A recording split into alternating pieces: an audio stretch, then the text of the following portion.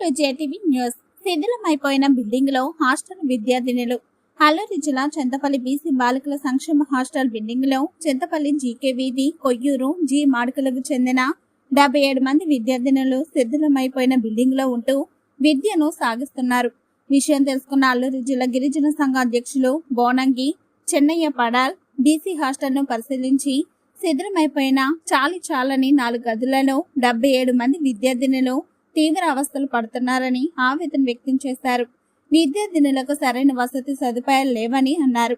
అధికారులు వెంటనే స్పందించి శిథిలమైపోయిన బిల్డింగ్ నుండి సురక్షితమైన బిల్డింగ్లకు విద్యార్థులను తరలించాలన్నారు. ట్రయల్ హెల్పర్ చెందిన బిల్డింగులు వెంటనే మరమ్మతులు చేయాలన్నారు. విద్యార్థిని తల్లిదండ్రులు తమ పిల్లల పట్ల సరైన సౌకర్యాలు లేక తీవ్ర ఆందోళన చెందుతున్నారని అన్నారు.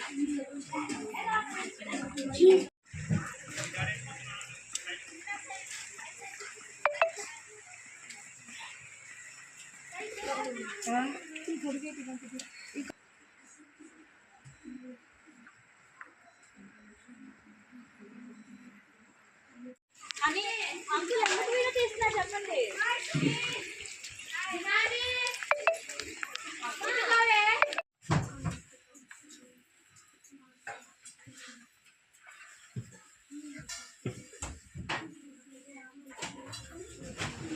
భాస్కరం అండి, మాది టాటిరావుల గ్రామం. ఈ హాస్టల్కి 5th క్లాస్ చదువుతుంది. ఇక్కడ అస్సలు బాగాలేదండి, మొత్తం వర్షంతో కారిపోతుంది. ఇబ్బందులు పిల్లలు అవుతున్నారు. ఎవరైనా మాకు హెల్ప్ చేస్తే బాగుండాల్సింది అనుకుంటున్నాం.